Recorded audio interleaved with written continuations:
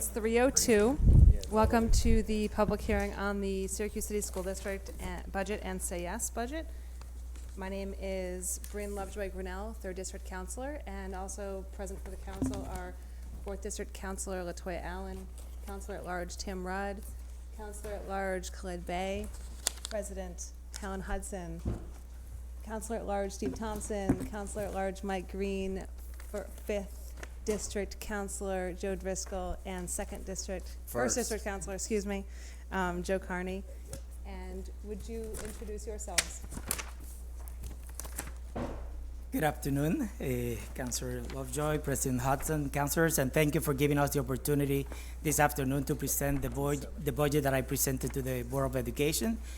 With me this afternoon is the President of the Board, Derek Dorsey, Suzanne Slack, the Chief Financial Officer, but also members of the board are here, Vice President Sojowex, Commissioners Bodie, Dr. Mohammed, and Commissioner Romeo. So thank you for giving us the opportunity to share the budget with you this afternoon.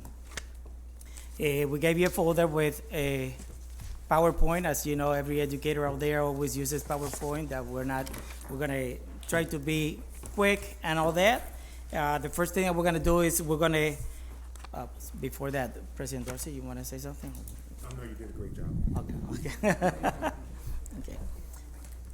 We're going to share with you some of the progress that we have made during the last 2 years and so far this year, and then Suzanne is going to get into the budget presentation. When we look at the graduation rate in the district, we continue to make progress in that area. It's this document, the first document that I share with you. We have seen the June 2018, the graduation rate was 58.3. Summer that the state education department counts that, it was 62.5. So we're making progress in that area. We need to continue to work that, to continue to engage our kids so we can increase the graduation rate. We have 4 of our schools that made progress, and we have the ITC graduation rate at 90%, and that's what we like to see for all our kids in the district. When we look at student support services, the Board of Education had made a commitment to add academic intervention teachers. Last year, we have 83 academic intervention teachers in the elementary and K-8 schools to support our kids, and we also added social workers assistant to support our kids and support our families. When we look at the student achievement, we are moving in the right direction. We're making progress, not at the speed that we would like to see it, but we're making progress in that area in both in ELA and math. And later on, when we get into the budget description, you will hear some of the plans that we have for next year, adding emergency room, early reading intervention rooms in all the elementary and the middle schools in the district. So we're moving in the right direction. When we look at the last year, we had only 6 schools that were in good standing in the district. This year, we have 13 schools that were identified to be in good standing. I'm not gonna read all of them, but we can see that we're making progress in the district, moving student achievement forward in the district. We have been able to reduce the chronic absenteeism in the district. Is an area that we have put a lot of effort in the district. We have been working with Harvard University to target the kids and to come up with the strategies to support our kids and our families to come to school. So we have seen 11,540 absences less this year than at the same time last year. Also in the code of conduct, we have seen a reduction in suspensions and a reduction in behavior. Again, it's work in progress. We need to continue to work together to support our students. Community partnership, we have after-school programming in some of our buildings with with the YMED and other agencies. We have the opportunity for our kids to participate in internships, students in the CTE programs. I have done a listening tour going to different community agencies to listen to the parents and to share the goals from our strategic plan. We continue to recruit more community partners to serve as mentors for our kids. And we are sharing the strategic plan, and we have representation from many community organizations in our plan. So we know that we need to have effective teachers in every classroom, and we have developed partnership with NYU. We have a partnership that we are helping students get a master's degree in education, but also they have to live in the city of Syracuse, and they have to make a commitment that they're going to work in the Syracuse City School District at least 3 years. So we want to invest, but we want also the city to benefit from that.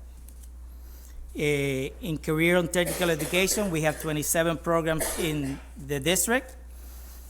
We have expanded our program to make sure that we're meeting the needs of the kids, but the needs that are going to be in the community for jobs opportunity.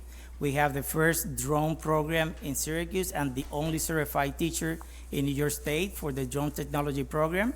So we are very excited about that. We just opened the new welding lab, state-of-the-art, at Corcoran High School this year. And we are expanding the welding program also at the Johnson Center. We used to have a welding lab there that had not been used since we moved to Corcoran, but we are going to open that program also. The board approved to hire another teacher so we can offer the kids the skills that are going to be needed in Syracuse in the near future. The family engagement, we added some parent aid to do home visit. We have the PEN, or the Parent Engagement Notebook, that served for communication between the schools and the parents. And we're planning a STEAM school at the high school level at the old Central High School.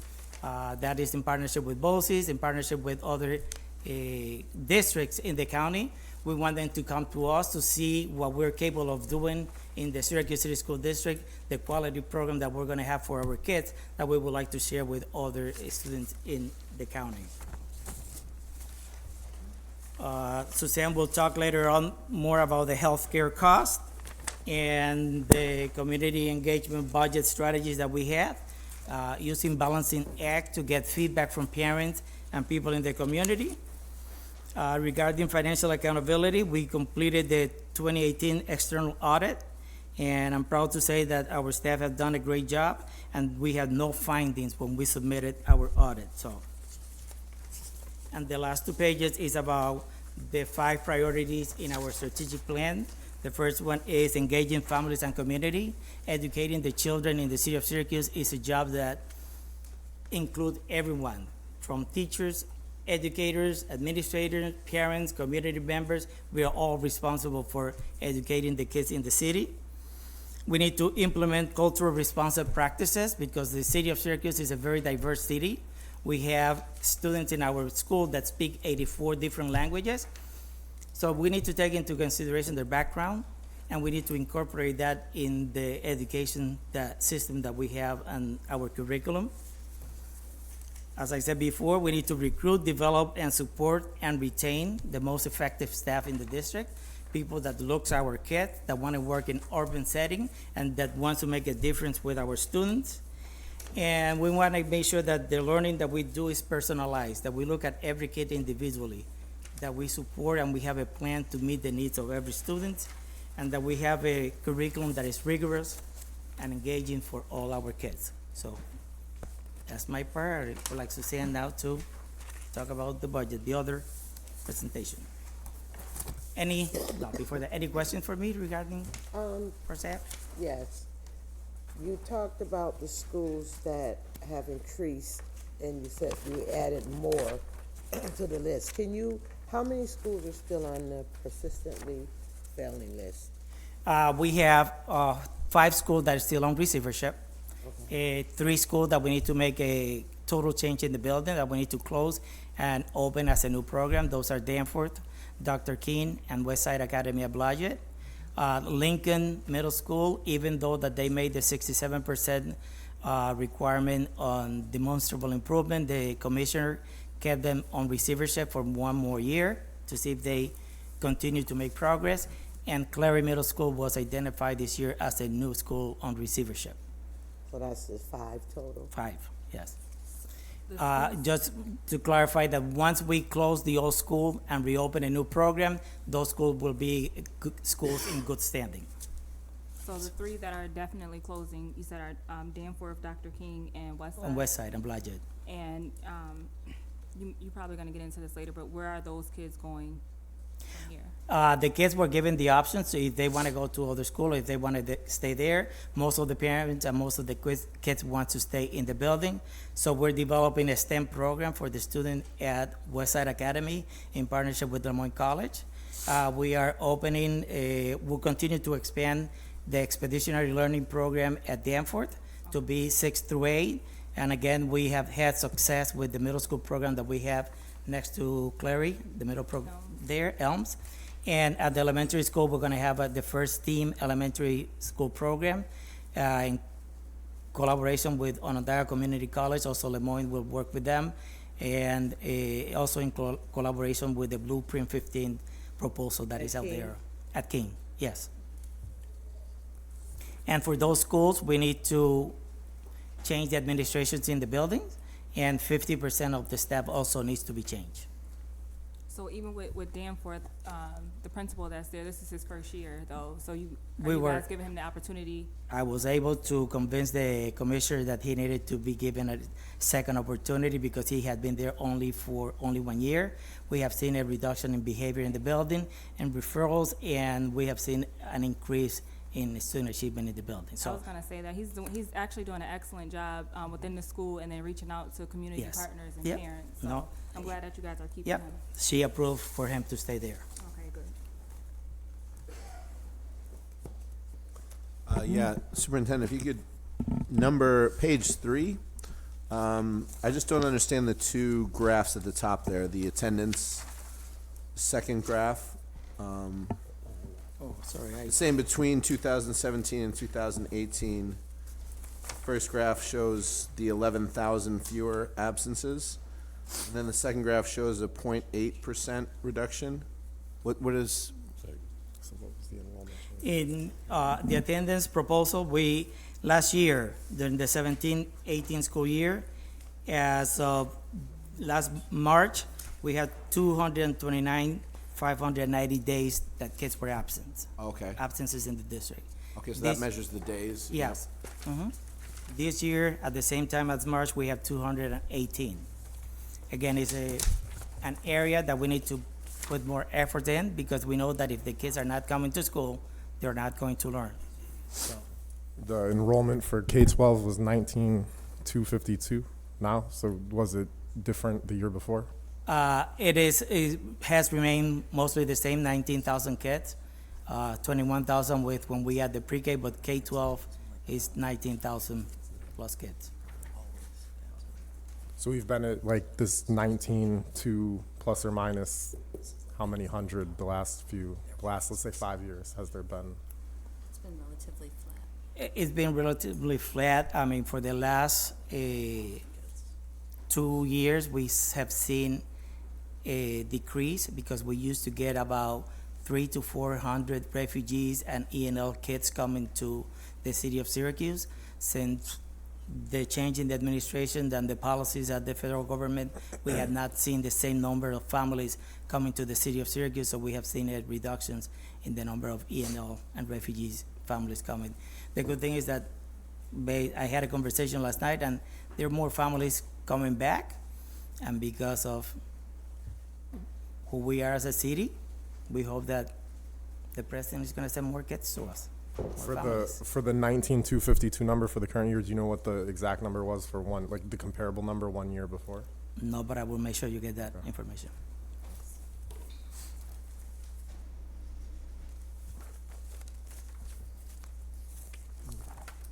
Any other questions? Everybody good? Suzanne? So the other PowerPoint that you have, I'll try to walk you through that quickly and certainly answer any questions along the way. So what you were provided last week was the book of the updated budget. So the budget that's in your binder has changed to follow with the blue book, and that's what this presentation follows. So on slide 3, I just wanted to point out quickly in a chart, going through the superintendent's priorities for this year, priorities 1 through 5. These were areas in the budget in the coming year that we've put additional funding into and aligned those additional investments to the priorities. So family engagement, for example, we are replacing some of the part-time positions that we added last year to be full-time so that those folks have more family time or more face time with families, helping them connect with community agencies and with their school. For the receivership, the 5 schools that the superintendent mentioned, we'll be closing and reopening 3, but also putting additional resources in those new schools and supplementing at both Lincoln and Clary as well. As he mentioned, the early reading rooms that we've got aligned to the early reading and early literacy program. So next year, we are proposing additional positions to help support with early literacy. At both Roberts and Clary, we are adding the middle year's International Baccalaureate program, which will feed into the current IB program at Corcoran High School. So we'll actually be reaching more kids at an earlier age and funneling them through all of their secondary school with that. First, What building was that, you said? it's at both Roberts and Clary in the middle schools, the grades 6, 7, and 8. For special education, we're adding additional resources for special education to make sure we're meeting all the needs of the students. Some of the special ed programs at BOCES have closed in recent years, so over time, we've been bringing those children back into the district and housing them in our schools. For the English as a new language students, we're adding another American Sign Language staff person and increasing additional supports for those students. The priority number 1 through 5, where's like the legend to see what the priorities are? I'm sorry about that, the last 5 slides from the superintendent's presentation. Okay. So priority 1 is family engagement, 2 is culturally responsive I just couldn't education. No, that's Hear it okay. that fast. 3 is recruitment, 4 is personalized learning, and 5 is rigorous curriculum. I see, thank you. In addition to that, we are also adding additional resources for health and physical education. The regulations for those courses have changed slightly, so we are adding resources to make sure that we're compliant.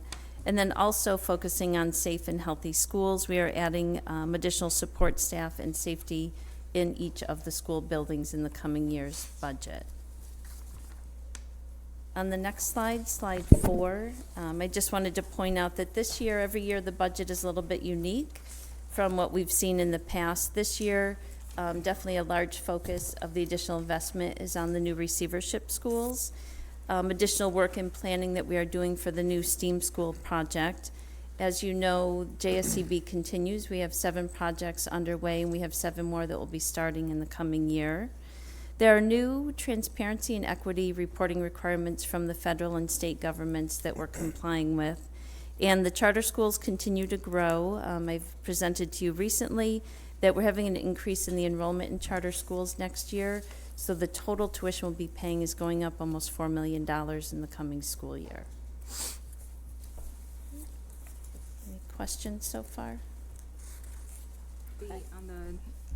On the top slide, the rollout SCSD Cares Initiative, what is that? That is from the Human Resources Department to make sure that all of our employees feel as though they are cared for and well taken care of in the district. We have a new employee assistance program and new initiatives for wellness for our employees to make sure that they feel welcome, especially our new hires with their new orientation. Okay, thank you. Let me ask a question. Yes. So if charter schools continue to go up, at what point is that gonna negatively affect the public school district? So I think we're at that critical point. With this change next year, with the additional enrollment, we'll be at 10% of the students that are residents attending charter schools. We have seen in Rochester and Buffalo, 16 and 20 to 25% of their students are now in charters. They've actually had to start closing buildings that they recently renovated. They have had to start cutting back on their budgets in order to accommodate this. So I think we're at that critical mass. The Board of Education has been very supportive in reaching out for legislation to put a cap on how many charter seats are allowed within in a region so that we don't get to that point. Because I heard you talk about the less refugees coming through, so that brings the number down. And then with the charter schools, that's stripping away at our numbers as well. So that, with the two together, that puts us at 10% or higher. So they kind of balance each other out. For every refugee we've gotten in, we've lost a kid to a charter school, and it's not intentional. That's just ironic that it works out that way. But when you add in all the students that are residents, 10% of the students that live in the city are going to charter schools.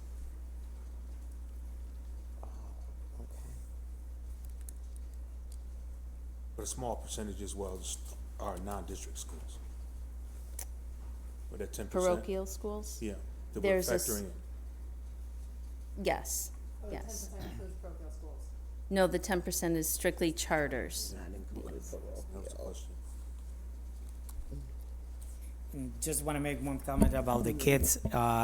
We have not been getting that many refugees, but during the last year and a half, because of the situation that happened in my little island in Puerto Rico with the hurricane, we have received about 130 kids that have come from Puerto Rico, kids that are going to be needing services, ENL services, and academic support.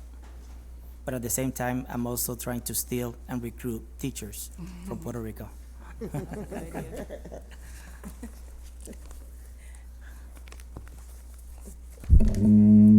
Any other questions? Okay. On the next slide, slide 5, I just wanted to give you a quick rundown. I know that you've heard the rhetoric that we asked the state for an additional $15 million, and I thought it would be good to understand what that request was for. So we asked for $5.5 million for the receivership mandate that was placed upon us. The state came out in the spring and said these 5 schools are in receivership. 3 have to close and reopen, and additional supports have to be put in the remaining 2. We were hopeful that there would be funding to go with that. So this fell into our category of unfunded mandates. When we didn't get the full $15 million, part of what we didn't get included the funding for this change that has to happen. So when you look at our budget and why does it go up so much every year, things like this happen. Sometimes there's funding for it and sometimes there's not. This happens to be a year when there was no funding. In addition to that, we did ask the state for $3.5 million more for CTE funding. You know that the career and technical education is grades 9 through 12. The funding is currently only for grades 10 through 12. So for the past 4 years, we've asked for this additional $3.5. That also was not funded for this year.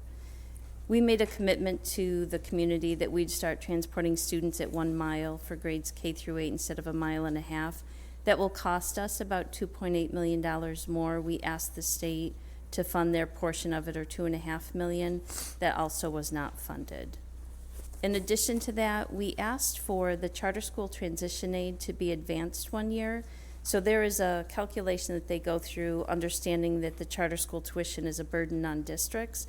So it's worth about $2.5 million in Syracuse, but they pay it to us a year later.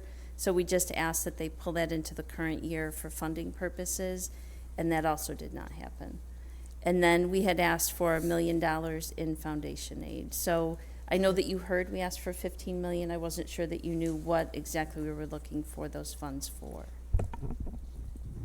The costs associated with receivership, can you kind of break down the components of what goes into that? I actually will in a few minutes. I have a slide to do that. Thanks. Are you going to keep, I'm sure you will, keep data on the students that utilize the buses from the 1 to 1.5 so that we can get an idea as to what the cost per? Yes. Yes. Absolutely.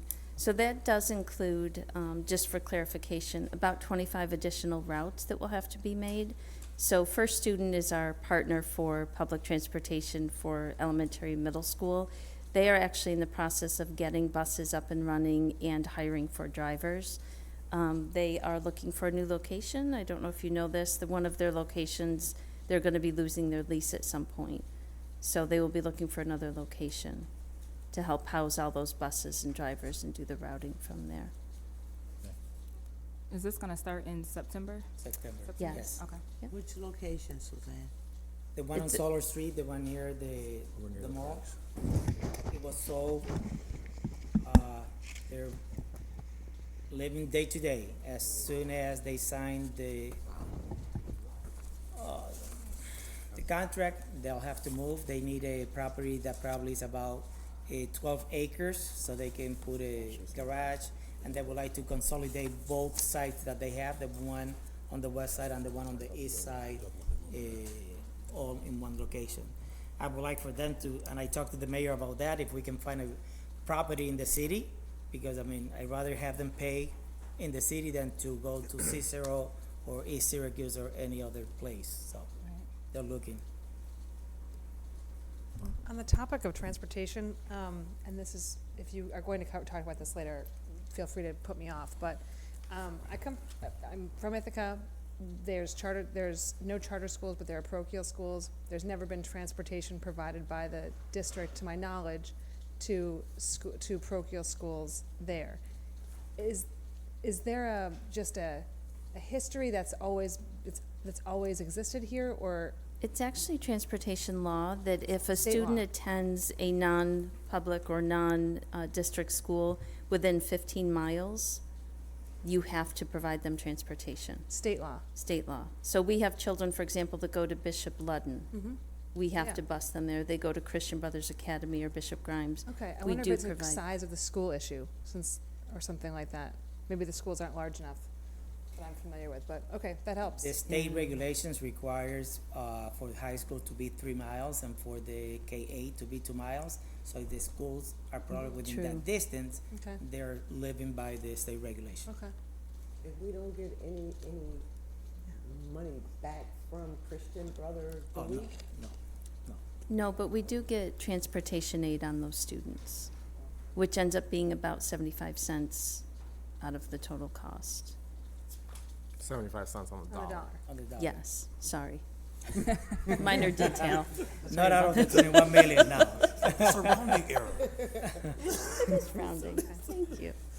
Okay, we have to do that. There's nothing we can do about that. Yes. And we have to do for public schools and private schools and the charter schools, so. And then the state aid that comes with each kid, does that go to CBA or, no? Comes to us. Okay. A year later.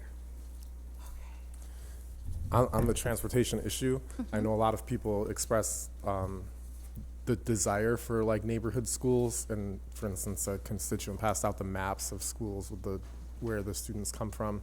But we've also had this community-wide conversation for a year about poverty and the frequency of moving. So is it basically impossible for, like, if there were neighborhood-oriented schools, do you know have you ever seen an analysis that would show kids are actually moving from like what would be one catchment area to another catchment area as they move, or would they actually be moving, because half of people are moving almost every year, would they be moving more local even within a catchment area? Do you have any idea? I can tell you that, I mean, you're right, the kids are moving on a regular basis, but because of the federal guidelines for student performance and all that, we have to, if the school is not in good standing, we have to give the kids the opportunity to transfer to another school that is in good standing. The good thing is that this coming year, we will have 13 instead of the 6 that we have in the past. But for the school district that we're getting federal money, we have to comply with that regulation, and that has been in place since NCLB, No Child Left Behind, so. But we want to have, Mandated at the federal level. it's mandated at the federal government. So I'll ask a really dumb question. Why can't you transfer to a school of choice beyond the city of Syracuse? Why does the school of choice get, like, to the extent Like schools going are to North failing? Syracuse or going? Yeah, like if you go to a school on the north It's- side that said this doesn't work and you want to go, I don't know. I know we can't. I Each just district am has their wondering. own area, Board of Educations, and then we will have to pay tuition to those districts too.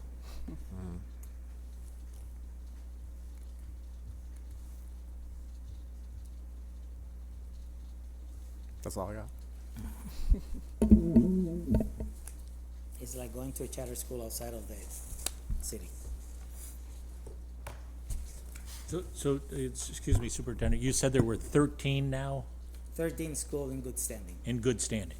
And with the closing of the Danforth, Dr. King, and West Side is gonna be 16.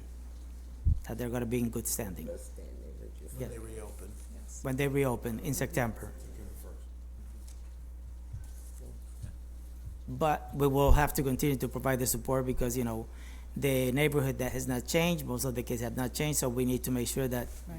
the support is there for the kids, the staff, and the families.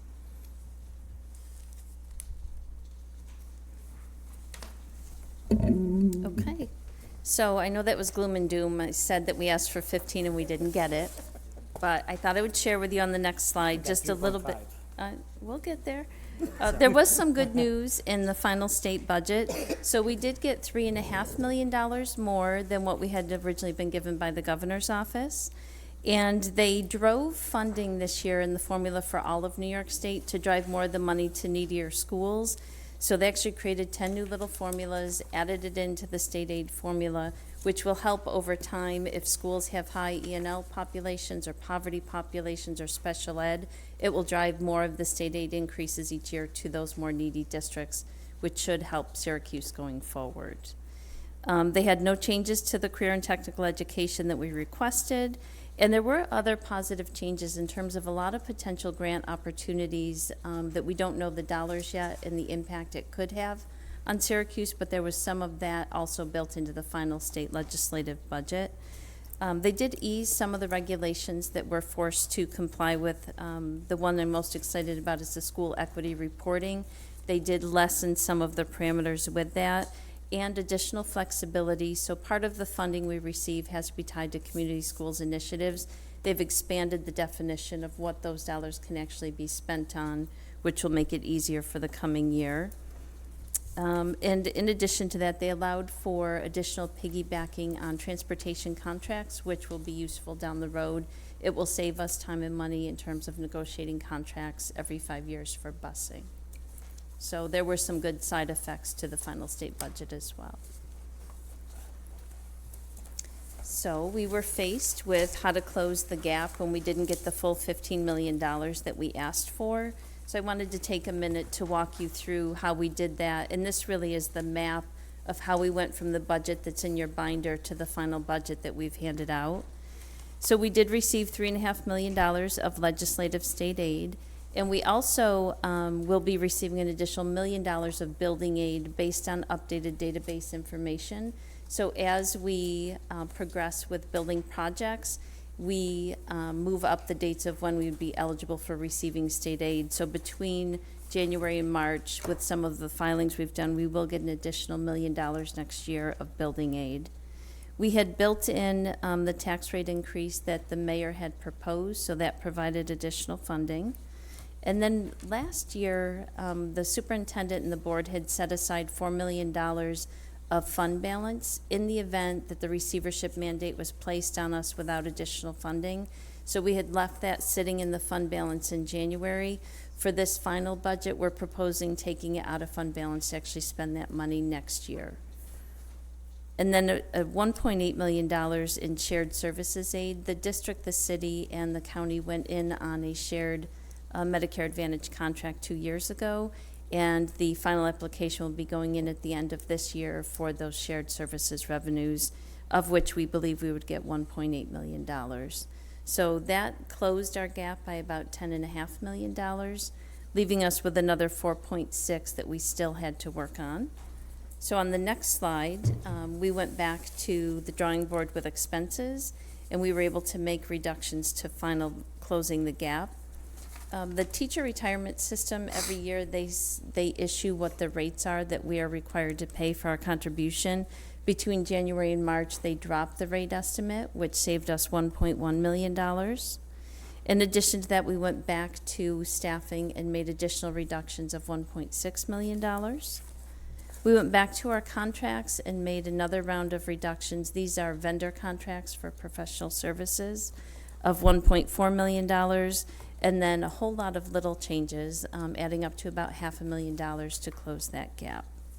And so the union doesn't have to be involved in this. We are in the midst of union negotiations in 10 out of the 11 contracts that we have, but these are estimates that we have in the budget, and the teacher retirement system is actually something published by New York State, so they don't have to be concerned about that. Is that what the comptroller issues at the end of March?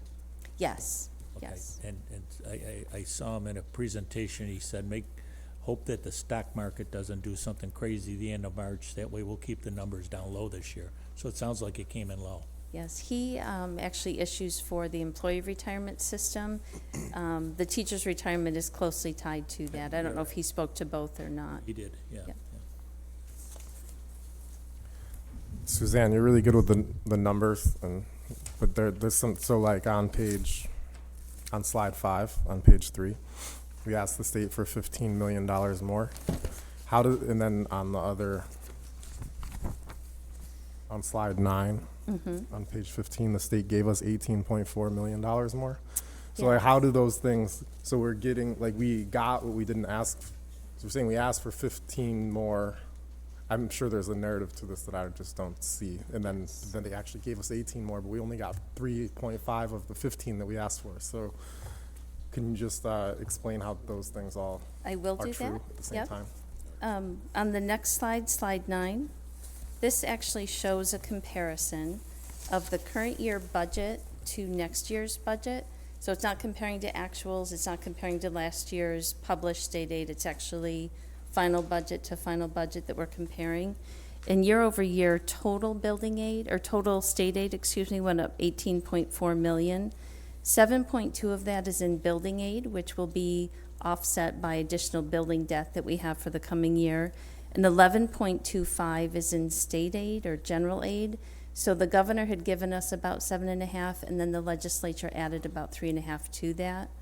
So when you add those together, that's 11.25 plus 7.2 for building aids. Year over year is an $18 million increase.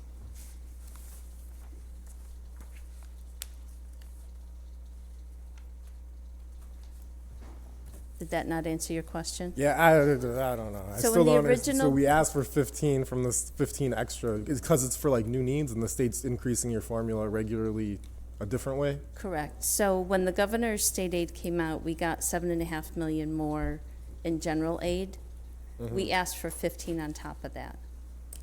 And we didn't get 15 on top of that. We only got 3.5 So on top of the that. 11, it's really like the 3 is In in the reference. 7. So we got the 8, then we asked for 15, then we get the 3, which brings us to the 11. Get that, okay. Does that make sense? Sure. I- I knew it made sense somehow. It's confusing. I get it. It's made easy. Any other questions on state aid? Okay. Taxes and pilots, this includes sales tax as well, are going up 1.7 million in this version of the budget. Our use of fund balance year over year is going up by 12.3 million. Last year and this year, we put in to use $14 million, which is about 3% of the annual budget, to help balance just general operating. But in addition to that, last year, we had set aside $9.7 million for the coming year. We are planning to use all of that. 4 of it is for receivership that I spoke about earlier. 5.7 is for capital projects and JSCB, additional funding. And then there was $2.6 million from 2 years ago that will actually get expensed next year for JSCB. And that is just helping keep down the interest costs on the borrowings for JSCB. So does this show fund balance use over time somewhere in here? Just thinking that, the fund balance. Yes, so I don't know that there's a separate slide, but our fund balance at the end of 1920 would actually be a total of $35 million. And of that, 26 would be available for use in future years, which is about 5.5% of the budget. So we have guidelines from the government on what you can have in fund balance, and so we're within those guidelines. What are your Can you guidelines? Hold on one second. Can you say the numbers again? You said 35? 35 million at the end of June of 2020, and of that, 26 would be available for use in future years. Because 9 of it is tied up in this current budget. Yes. Thank you. And what is the balance that the government, the state has? So for school districts other than the big 5, they say they should have no more than 4% in their fund balance because they are levying taxes and not spending those dollars immediately. There is not any rule specifically that we get audited to, but there's a guideline that it shouldn't be excessive for the big 5 school districts. And the Board of Education has a policy that they wouldn't go below a minimum for their fund balance of 4%. Can you speak briefly to the potential penalty for having more in the fund balance? What does happen every year when we go to the state to ask for additional state aid is they first look at what money we have available to spend first and expect us to spend out of our fund balance before we ask them for an increase. Thank you. Any other questions? Just have to make sense of why we do it that way. Well, they got it every way. Yeah. The next slide is just a quick pie chart to demonstrate of the funding that the school district receives. About 77 cents of every dollar is coming from the state government. It's about $360 million in the coming year budget. 15 cents comes from local taxes, whether it's school taxes, pilots, or sales tax. And 6 cents of every dollar for next year will be coming from our fund balance. And the 2%? And the 2% is miscellaneous, so things like insurance proceeds or permit fees, interest earnings from money in the bank. And the next slide is an oldie but a goodie. It's a couple years old, but I thought it would be helpful to demonstrate the support from the city that the school district has enjoyed for the last several years. It's a little hard to read, so I'll explain it. At the very bottom in blue is the annual tax rate for school taxes. I thought I was the only one with a glasses problem. The green line in the middle is actually in billions of dollars, so that is the assessed values of properties each year in the city. And then the top line shows... School district taxable, which is a little different than the city taxable, I think right? it is a little bit different, yes. Yep. And then the red at the top is in millions. So the tax levy each year is around 65 and change million dollars. So I wanted to show that over time that the city has maintained that support and how fluctuations in assessed values can have an impact slightly on the levy. So maintenance of effort applies to the red line, right? Maintenance of effort does apply to the red line, yes. Yep. Any questions? Okay. We're almost done. The next slide is a high-level summary of the budget that you have in front of you in terms of where the dollars that we receive are actually spent. So next year, we are estimating $219 million will be on salaries and wages, and that covers about 4,000 employees and substitutes. The benefits related to those personnel are about $95.9 million. And interestingly, even though salaries will be going up next year, benefits costs will actually be going down when you compare budget to budget because of many of the cost-saving measures that we've put in place in recent years. Just for the other counselors on the red line and that the goodie oldie, the goodie The but oldie but oldie goodie. but goodie. So you can see the rate. The rate's the blue one, and the rate actually changes some in the early years. Mm-hmm. But then you can see for those same years, the total amount stayed exactly the same. That's because our assessed value during that time went down because we were taking so much off the rolls, but we couldn't decrease the total amount, so we had to automatically increase the rate. So that's sort of like the, I guess, the consequence of every time it goes up, you're committed to it forever, so you no longer have the choice to adjust your rate. You just have to do it. I just put it because there's not much time. There's not many times that comes up and you can see it, but that's how it works. So. Thanks. Thank you. Professional services next year will be about $46 million. Transportation, $23 million. Charter schools is just shy under $30 million. Our debt, you can see, of 28.8 is actually going up 7.6 million. That is relative to the two recent borrowings that were done in the district for JSCB. And the contracts aren't done yet, so that's not counted in either, that 2%, right? Or did you count that in? the negotiation contracts, that's actually up in salaries. Very good question. So those have not been settled, so we have an estimate built into the budget for next year. Okay. Interfund is $10.9 million. That is primarily transfers to the capital projects fund, which we spoke about earlier, and supplies will go up slightly for a total of $13 million, for a total budget next year of $466.8 million. What are the typical things in the debt column since we have the JSCB, which is clearly a much bigger pile of debt? So is it like cars and equipment and lawsuits? Like what goes into the debt pile? In years past, I would say yes to all those things, but in recent years, it is strictly capital projects. In a few slides, actually, I have some more detail because I thought you might be interested in what is in our debt and what does it look like going forward. So the professional services line, I know there's a diverse amount of things inside there. Is there anywhere in here that breaks down the components of that? Not in the presentation, but we'd be happy to give you a schedule of what's included in that. Okay, thanks. Just would say that under different topics. Oh, is that? Okay.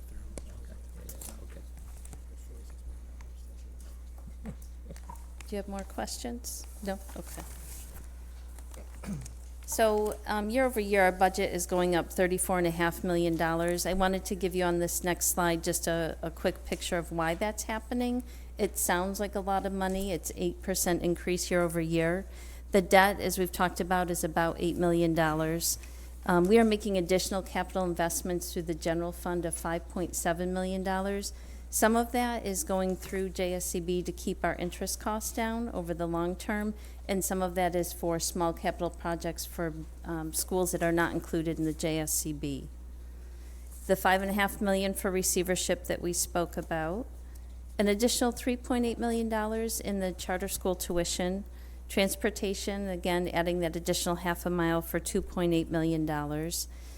Every 5 years, we have a mandate to do a building condition survey that costs about $1.5 million. So this is our 5th year. We have included that in the budget. The local share paid to the county for the SAYS services is an additional $1 million next year. And then part of the literacy focus that the superintendent has implemented also includes about $1 million increase.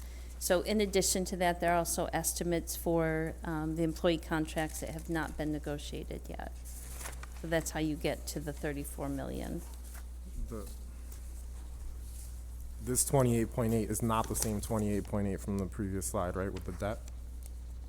It's just a coincidence. Coincidence. Yep. Yeah. This is just showing how the budget goes up year over year. Yeah, okay.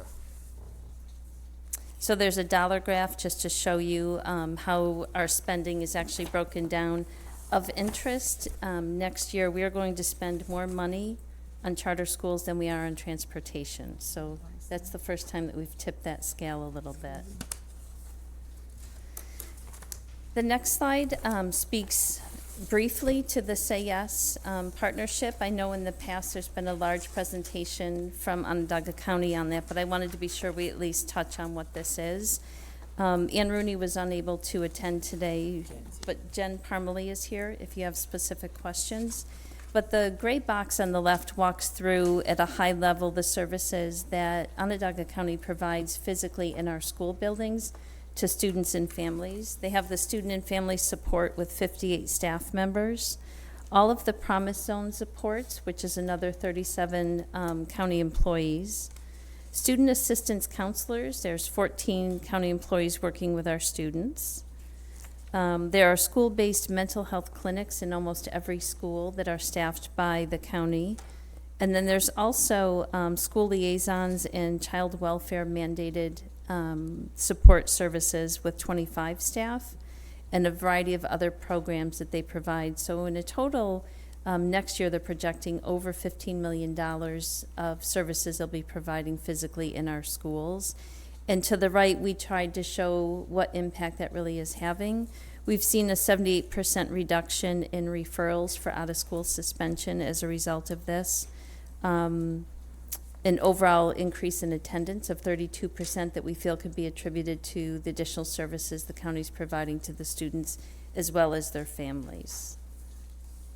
And the services are funded via There is a COPS grant, which is a federal program that the county receives. It does have a local match requirement of $1.5 million that we have built into the school district budget for the coming year.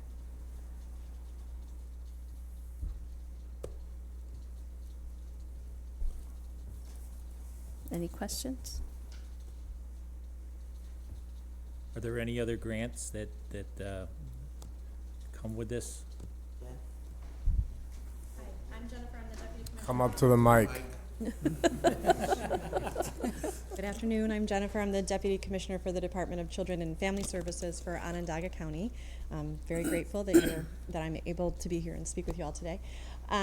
So yes, there is a plethora of blended funding that actually brings this 15.9 million for next year together. There's significant funding from the Office of Mental Health from New York State, significant funding from the the Office of Children and Family Services as well, and Child Protective, the Child Protective funding. State or county? State, I apologize, Okay. yep, state. There's local county funding associated with the partnership, and then about $5 million of the supports come from billable Medicaid and third-party services through the mental health clinics. Okay. So we've worked really hard to blend the funding as much as we possibly can. And actually, I should also mention that Assemblyman Bill Magnarelli also has a legislative aid for us as well. Right. And there will be another one, which is on the side, the Let Me Be Great grant, that will have to be sustained after this first go-round. We're very excited about the start of the Let Me Be Great project. So am I. So when we blend all these grants, we're 1.5 short, is that it? Yes. Can't squeeze it? We're working very hard to squeeze as much as we possibly can. I think the partnership has been very exciting, and I think that we've shown that the blended funding is leveraging significant supports for our kids and families. And so I think that if we weren't partnering this way, we would be struggling in a much greater struggle than we're having now. It's been remarkable what you've done, so, yeah.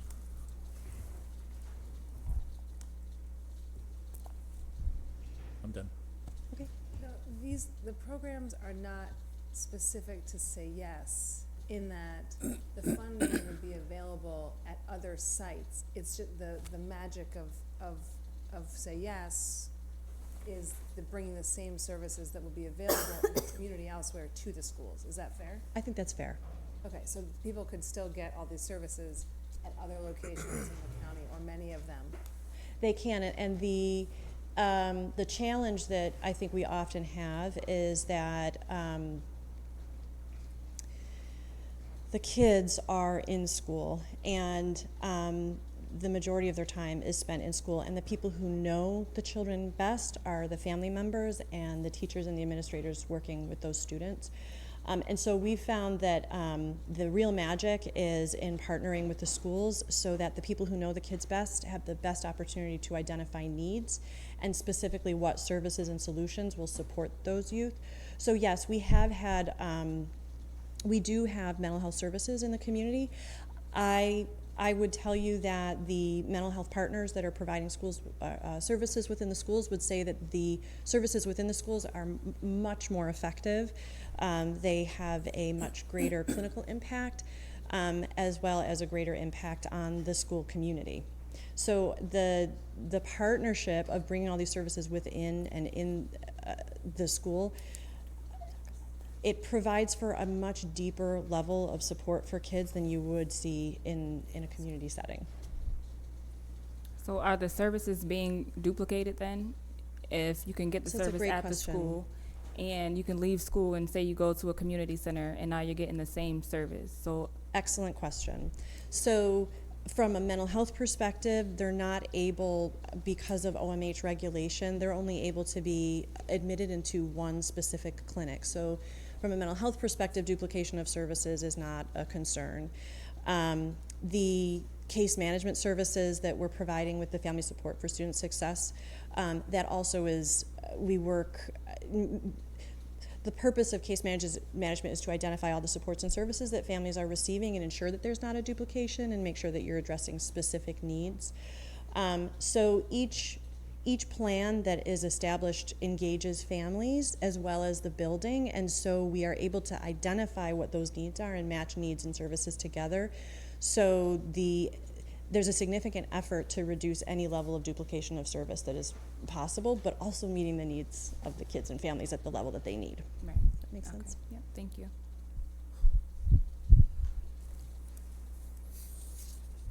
Good? Okay. Thank you. Thank you, Jen. Still be here if you have more questions. I know Commissioner Rudd had to step out, but these next two slides are really something of interest to him, but I'll walk you through them quickly. The bar chart shows in 4 different colors the trajectory of our debt over the next 10 to 15 years. So the red at the very bottom is really old debt that will be getting paid off over the next several years. The yellow in the next section is showing you the JSCB Phase 1, so the about $150 million worth of projects that we did during Phase 1. The bluish or darker color on those bars is actually showing you the JSCB Phase 2 debt that we currently have on the books and how that will get paid out over the next several years. And then the gray on top is an estimate of the final borrowings that we'll be doing in JSCB and how our debt schedule will increase and then start to decrease over time. So you can see in 2021, there will be an increase in that year, and then it does start to come down again. So what's important is that old debt is retiring and new debt is coming on, and our debt issuances are between 15 and 30 years depending on the project, so some things come off the books more quickly than others. I thought you may be interested in how much debt is actually being retired over the next 5 years. So in the coming budget year, actually debt coming off the books will be about $2.1 million. We are certainly adding more than that on top, but it does come down by 2.1 for old debt falling off. Just wanted you to feel good about that.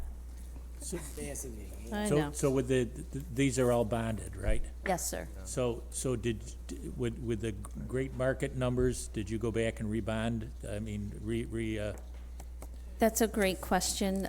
The Commissioner of Finance for the city, Dave Delvecchio, did a whole series of refinancing or refunding several years ago that did save a lot of money, and it helped cut down on future debt. There's a new law that came out a few years ago that greatly restricts your ability to do that. So I don't think that's something we'll be doing much in the future, but he did take advantage of those lower rates. banks didn't like that probably. It's always something that's gonna tie your hands. So the next slide looks like a mountain.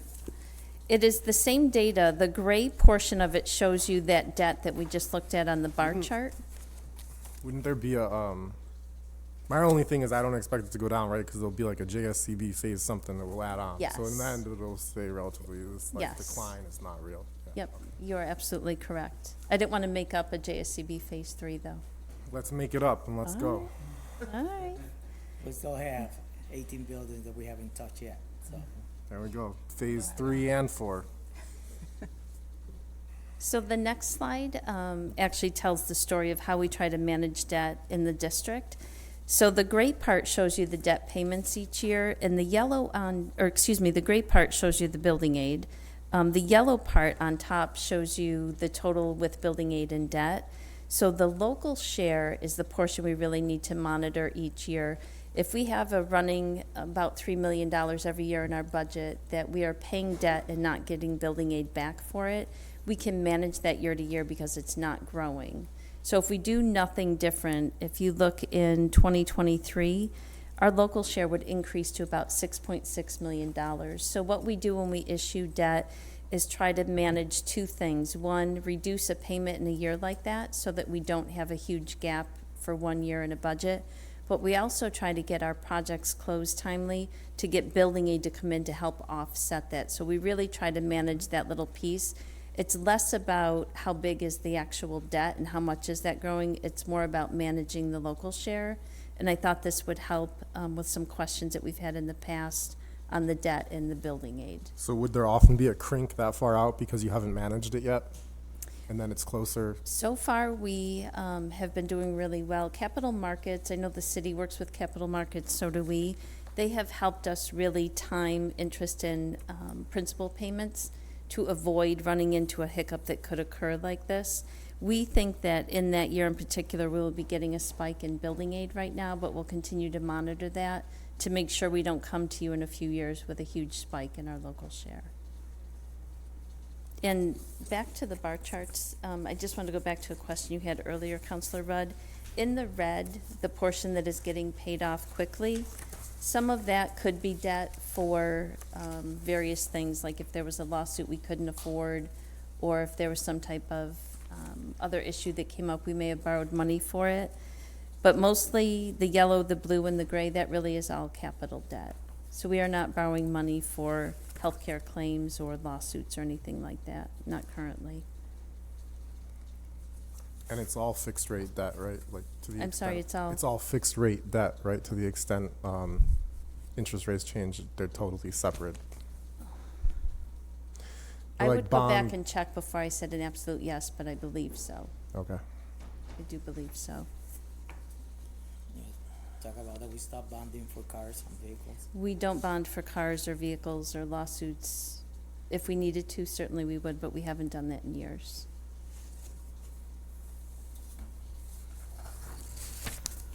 The next two slides are just a repeat of something we went over during the legislative breakfast on charter school tuition. I thought for the benefit of those of you that were not able to attend, I would show that the blue bar actually shows the tuition rate per pupil that we pay to charter schools, and the yellow bar is the amount of state aid we receive per pupil. So we are getting $12,000 and change and paying out almost $14,000. So that's why we're very concerned about the continued growth of charters in the school district. And the second charter slide actually shows you in the blue bar the total in millions of what we're spending on charter school tuition. So you can see quickly how much that has increased over time. And the percentage is the percent of students in the district who in those years were enrolled in charter schools. So we are expecting next year to be exactly at the 10% saturation.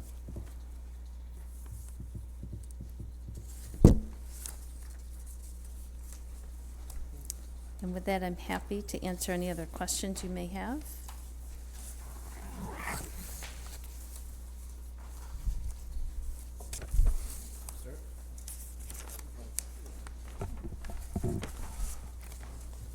Thank you for the presentation, first of all. Thank you for joining us.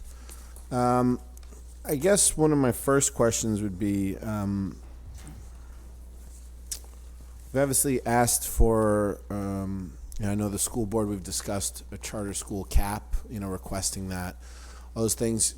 To you, to the people on the ground and maybe the superintendent, is the charter school conversation nuanced for you, or do you just want them to be capped? I mean, do you feel, obviously we have a lot of conversations in the educational circle about the negative impact they're having. Do you feel there's positive impact? Is it a close scale? Is it mostly negative, or do you feel that there's positive developments coming from the charter schools? It is mostly negative. I can tell you that this time of the year we're getting quite a few kids back from the charter school. Kids that are having either behavior issues, kids that it's time to do testing, so kids are being asked to go back to public schools. So it is a nuance for us, so a cap will be great. We know that we'll get $12,000, but we have to pay more than that, so it is a big nuance. So if there's a cap, that will be great. The board has been very vocal about that. The Big Five school district, we have been all vocal about it, and we'll continue to work with our elected officials in Albany to try to get a cap on the charter schools. In addition to cap, I heard something about, I've had conversations with other teachers that talks about like accountability, that charter schools lack the accountability. Is there anything that we could say as far as, can you speak to that, maybe about the lack of accountability and perhaps what legislatively could be asked for to, I mean, I'll just say this, and I'm not in defense of charter schools at all, but in the nuance conversation, the idea of having testing grounds to try out new ideas is an exciting idea in theory. when an application, it seems like you're saying, it seems to be a very strong net negative that we're seeing.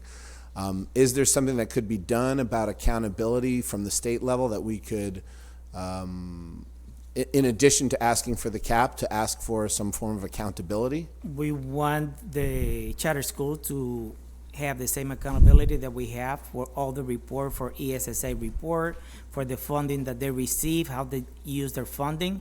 When we look at our fund balance, we know that we have a 5%.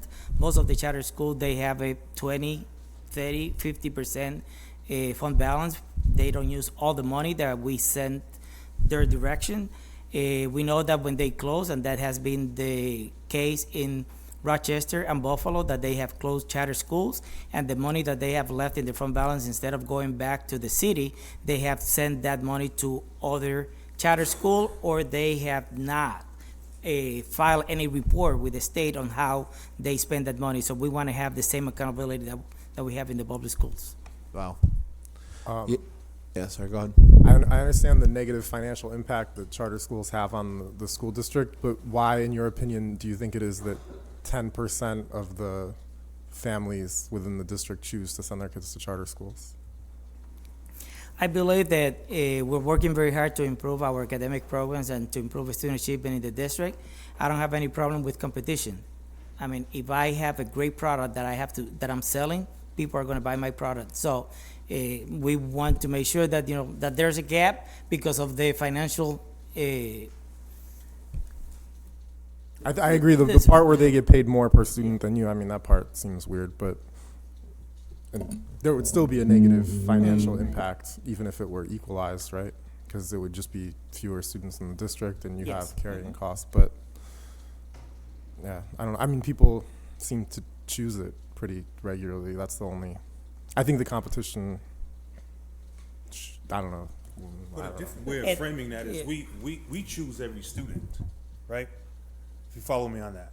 You opportunity accept every to student. No, we choose every. If you live in our city, we accept you into our buildings. Yeah. And then we're charged with now, not only as an organizational standpoint, but from the top governance standpoint of creating the best educational environment for those students. Whether if they can't speak English or if that's their second language. Superintendent already voiced that we have 84 different languages in our buildings. That's a beautiful educational experience. That's unique. You can probably go to college at Syracuse University and can't find someone else that had that same type of educational experience, right? So when we have those students that are residing in our neighborhoods and in our community, we try to create a welcoming community for them. But when you have the luxury, and I say that intentionally, of saying to students, we can't accept you, right? We frame it like a lottery process, but then we take off the cream off the top. And there's a $3.8 million increase in terms of what we're paying them. And also from an equitable standpoint, we're saying, okay, we care about our students. We're gonna reduce it down to 1 mile for the K-8. We also have to pay them to do the same thing. So they reduce it down for their students that are K-8 as well. And that's an extra added expense that we have to absorb as a district. But we care about our students so much that we wanna do that. But we also have to worry about that cost as a district as well. And one thing that I think we've said consistently for years is we're not opposed to charter schools and schools of choice, but how they're funded. These are taxpayer dollars that are going directly to charter schools, and they're not held accountable for them. You have every right to hold us accountable for every penny, and you do that. No one is doing the same thing with those charter schools, and we feel that that's probably more the avenue to talk about is how they choose to fund a charter school. Probably shouldn't be public taxpayer dollars unless they're held to those same standards. And the other issue that we brought up this year is how charters are approved. Collectively, we've been talking about opening a new high school. We're rewriting legislation, we're putting together a committee, we're working really hard to just get someone to listen to this. If you want to open a charter, you need SUNY to say it's okay, and SUNY's not vested in K through 12 local education. They have no idea the challenges in the city of Syracuse in particular, and whether a charter on the north side or the south side is going to have a negative impact. They just read the charter, they listen to what the public comments are, and they say, yes, go right ahead. It's very simple. Any of us could go open a charter school, but it'd be very difficult for any of us to go open a brand new school, as you know we're trying to do. So we're constantly saying that we're not against the competition, but you have to keep it fair and equitable so that we have a chance to compete with them. Not a level playing field. Yeah, and the facilities, I mean, our building facilities, we have to do the annual inspection, we need to do all that work, they need to be in compliance. Some of the charter schools, they're opening in all churches and all the buildings that they're not up to date with the requirements that we need to follow for public schools in Syracuse.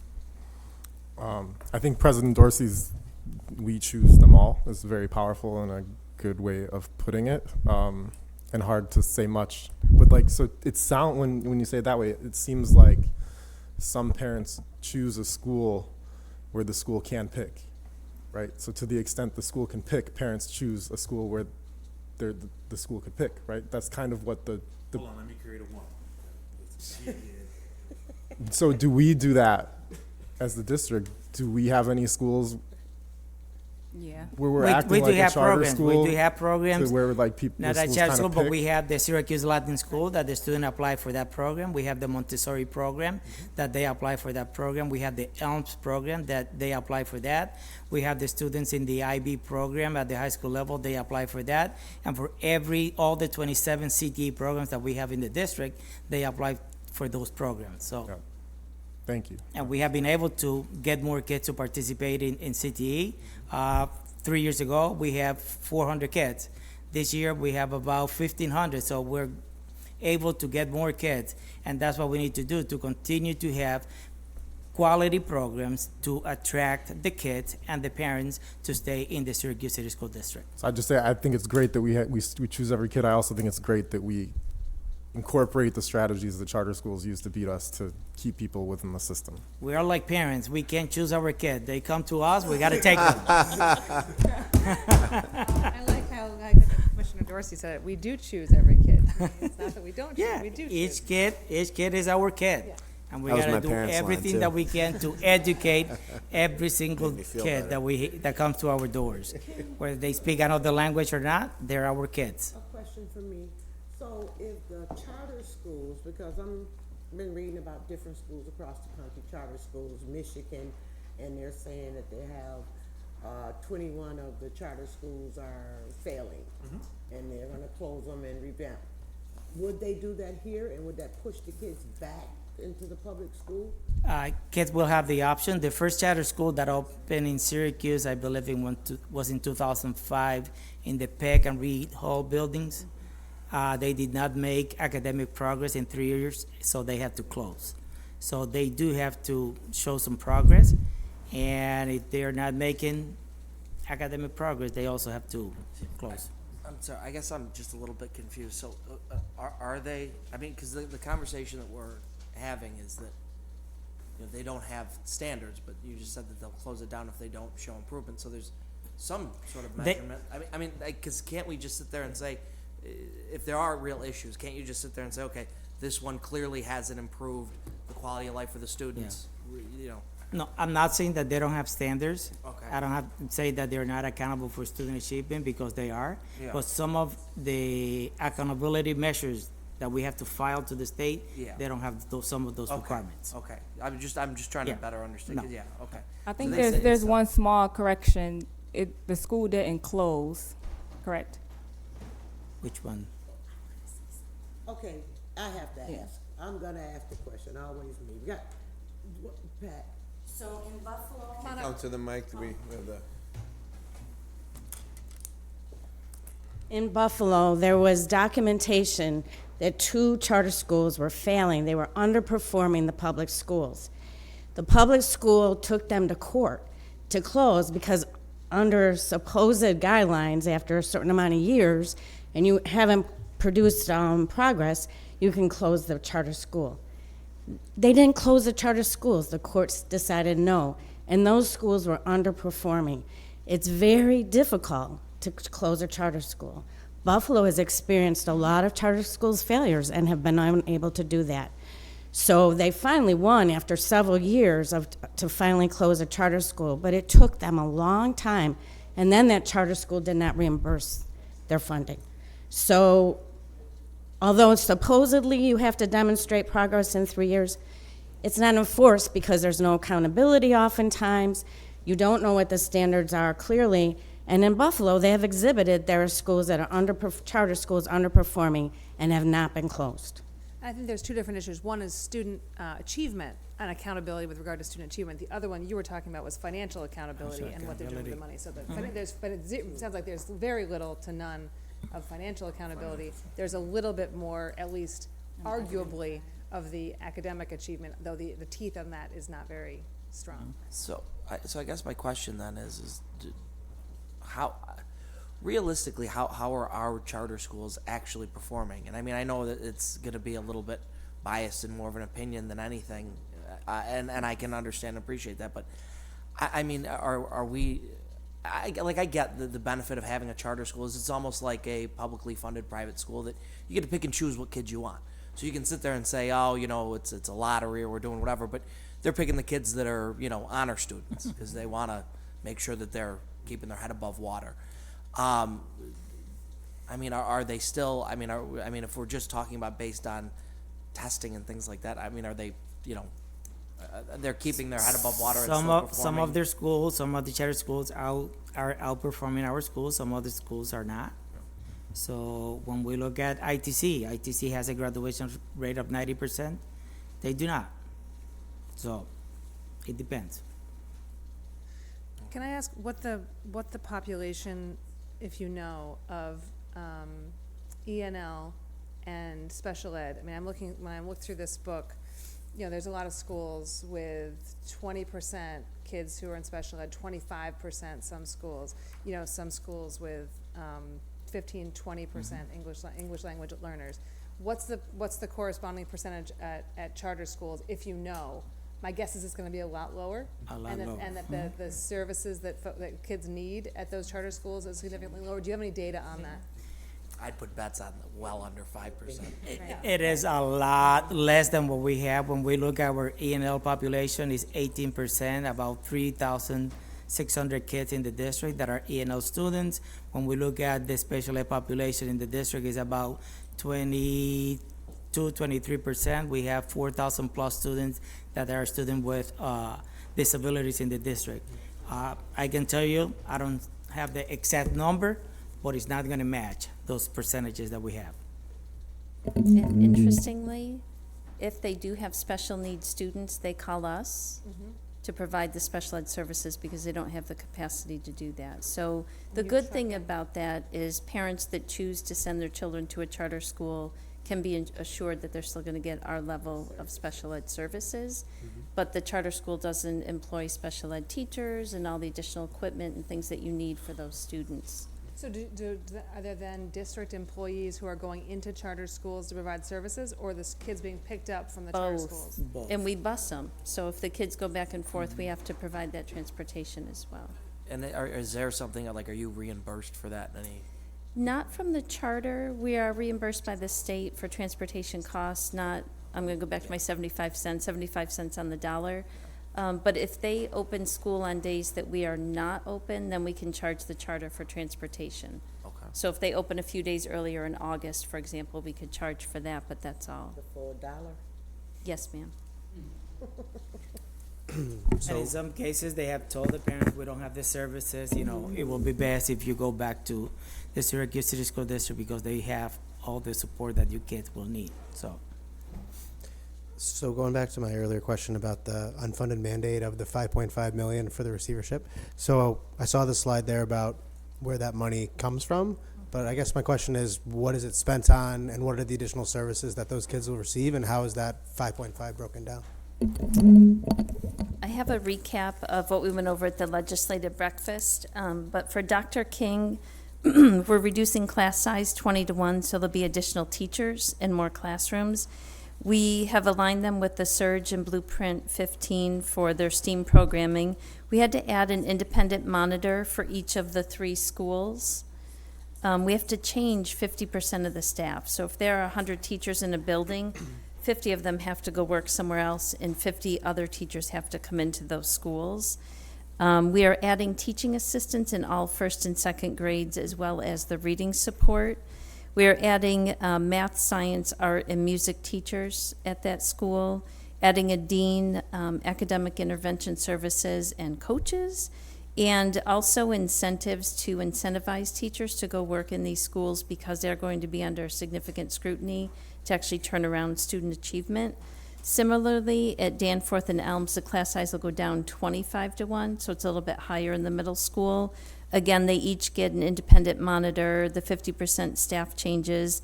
They both will have additional professional development to help their teachers hone their skills in both the expeditionary learning and the STEM programming at the school. And they both are getting additional special ed supports in each of those schools because that was identified as an area of higher need. They're getting AIS for math, science, and ELA, and again, incentives for teachers to work in those schools. Both of those are also going to be undergoing some JSCB renovations, and Blodgett will have community schools funding available to renovate the first floor of the building. At Lincoln and Clary, we are also adding more partnerships and professional development in both of those schools. They are going to have participatory budgeting, which is a requirement for schools that are in receivership. And then they each will be adding AIS and additional math and science supports also. So whole plethora of things that will be different in those schools. Thanks. Can I go back to your question, Councilor Lovejoy? My assistant over here, the vice president of the board, gave me the latest data. When we look at the student with disabilities in the Syracuse City School District, 20%. Syracuse Academy of Science Charter Schools, 6%, and the Southside Academy is 10%. When we look at the English language learners in the City School District, 19%. Syracuse Academy of Science, 5%, and the Southside Academy, 5%. It's all around those Different kids. numbers. Just to go back, I know, Superintendent, you had mentioned earlier that with the changing with these schools that they're coming out of receivership and we're changing up the schools. You had mentioned, and correct me if I'm wrong, I think the number was like maybe 50% of the teachers were going to be.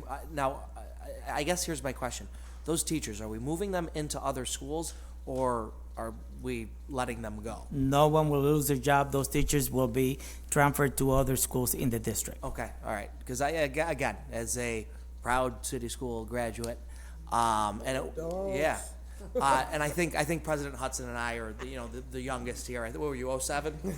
08, I think 07, right? 06. 06. Okay. Black Knights, both of you, by any chance? No, not again.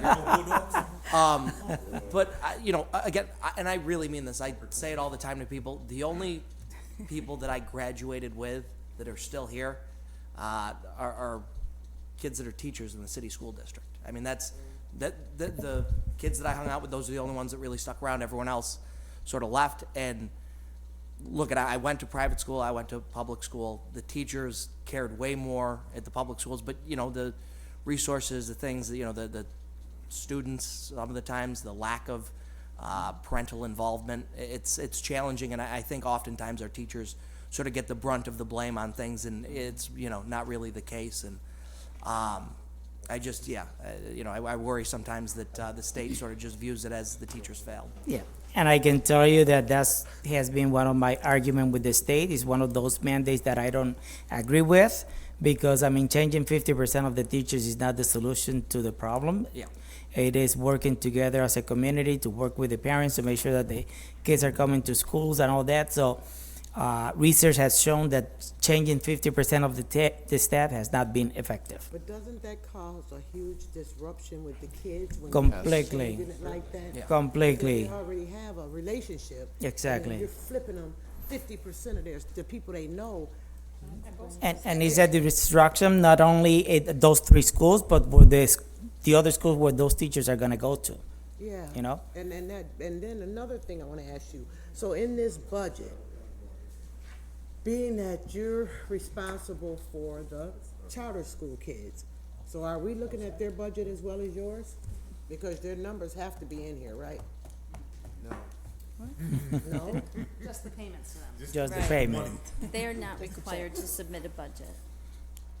But They have we're to giving them submit public financials. tax dollars, and they don't have to Yeah. account to the public for those dollars.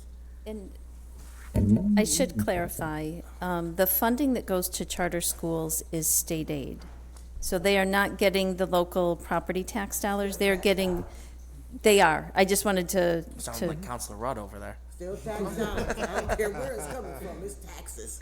No, I agree with you. I guess the issue is that, and again, it's more of, in theory, as you had mentioned before, in theory, it's a nice idea that you're going to try new things and, you know, you're sort of letting an institution sort of do their own thing. But again, if we don't have some sort of standard to actually measure them by, aren't we just throwing good money after bad? I mean, that's what people say all the time about, you know, us and That local don't mean government. you don't do Is when we do anything. something, we're just throwing good money after bad with some sort of program or project that we're trying to fund or do. I mean, so there's no, I mean, again, I feel like we're probably just, you know, beating a dead horse because it's the state. Right. They don't You know, have, why would the state listen to us locally? We're the, you know, boots on the Because you ground. don't do anything. they don't have the bargaining agreements that we have with the unions. They don't pay teacher retirement system to their employees, so, so they have some things, you know, some mandates that we have that they don't have. But to recognize, They're not part of the teacher retirement system. I'd like to recognize Counselor Allen. Thank you. Sorry. Segue from charter schools. Okay. So I had the pleasure of speaking with one of the teachers over at Danforth, and her frustration was the students that are in the, I think she teaches 7th grade. So 7th grade, preparing them for the ELA exam. They're at a 3rd grade reading level, but she has to prepare them to pass the 7th grade exam. So I see there's a lot of money and a lot of focus into the CTE programs once you get into high school, but how are we going to prepare them from 3rd grade to middle school to even get qualified to get into these CTE programs? Because then it seems like we're doing the same thing as the charter schools, because only the smarter kids will be able to go into these schools. So what are we going to do for those kids that are continuously failing 3rd, 4th, 5th, 6th, 7th, 8th in the ELA? Like, is there money to be put to make sure that they're prepared for those exams so those children can participate in these programs as well? Yes. One of my priorities as the superintendent is to have all the kids reading on grade level by 2nd grade.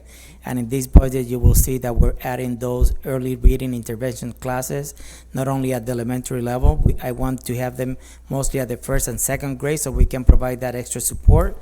But we're also adding positions at the middle school because I know that we're getting a lot of kids to middle school that they don't have the reading skills that they need to be successful. So we are putting more emphasis on reading at the middle school, more math support, reading support, so the kids can get into those CTE programs later on in high school. So bringing some of those guidelines from CTE to the middle school so we can have that alignment from middle to high school. So what's the breakdown from 3rd grade to middle school? Like, how are these kids getting from 3rd grade to 7th grade and they still can't read?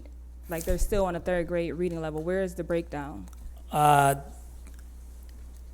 can tell you that the reading test, the ELA exam, is the one that the state uses. The breakdown is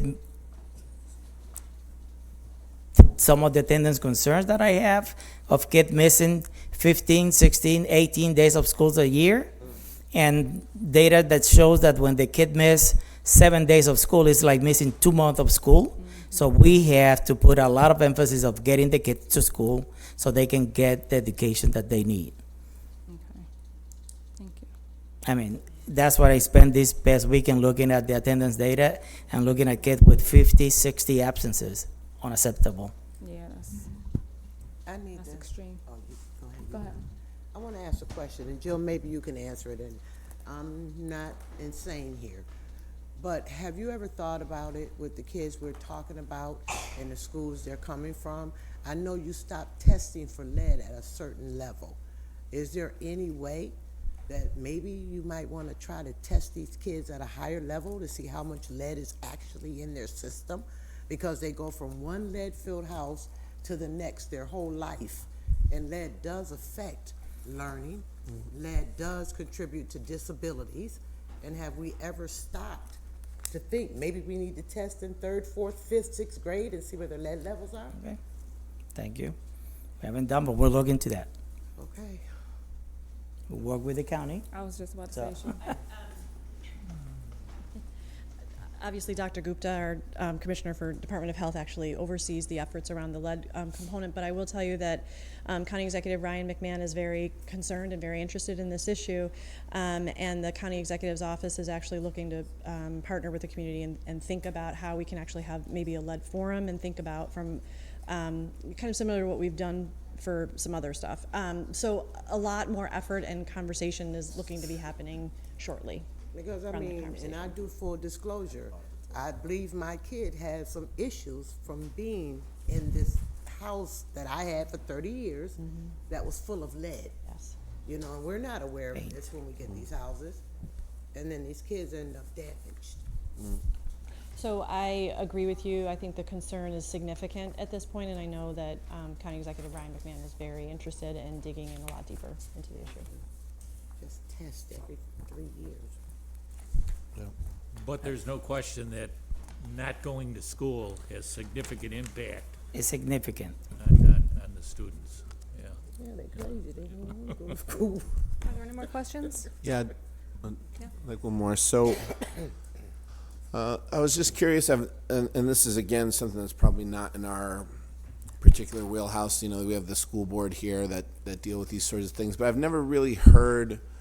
Recently, we fought to keep the budget for the Parks music program, the teen bands, the All-Stars.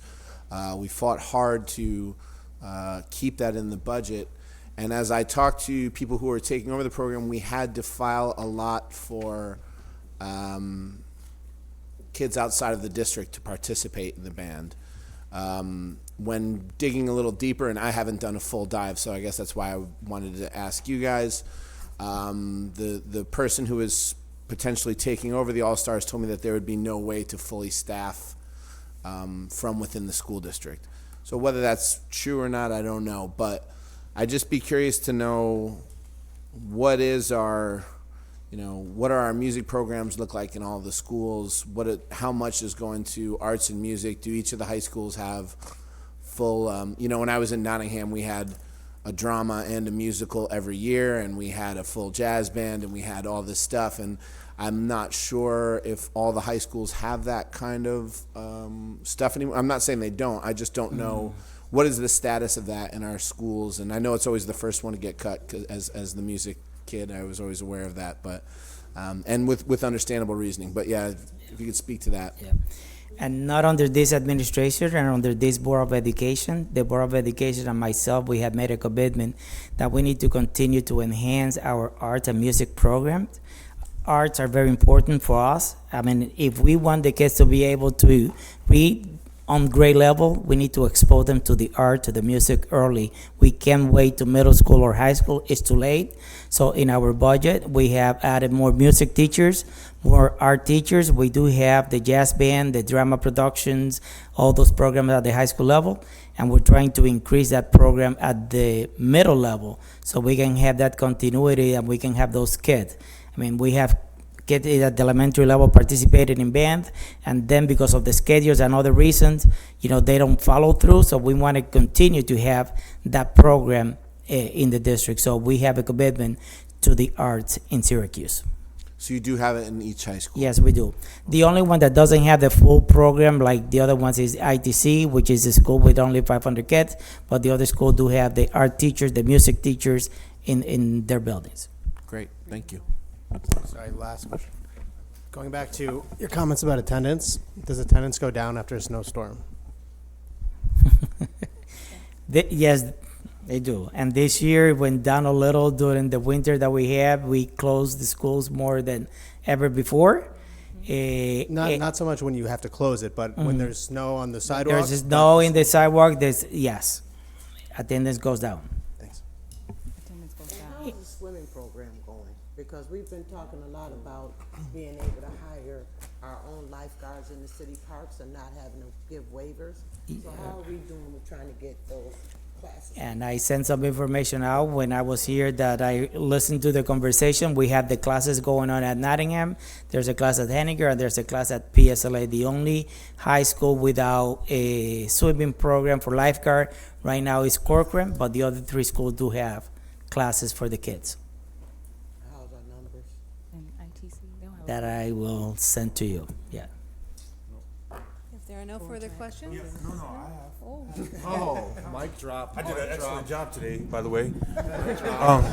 Yeah, I did. Didn't I? You did great. Thank you, sir.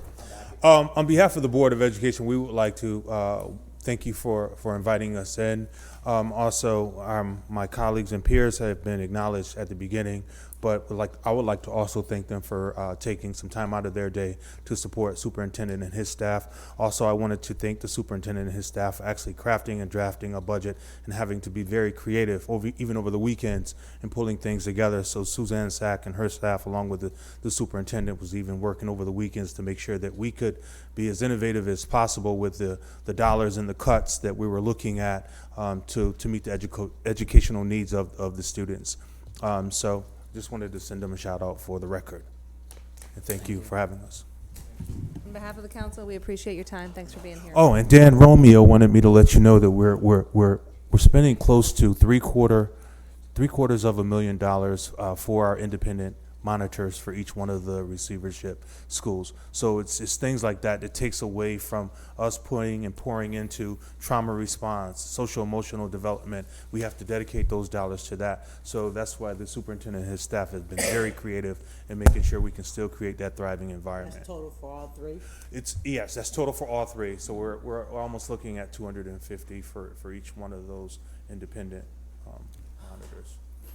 Another One for each school. Another mandate that is not funded from the state. I'm trying to be very creative. It would be nice if I can have one for 3, but the commissioner is telling me that I need one in every single building, so.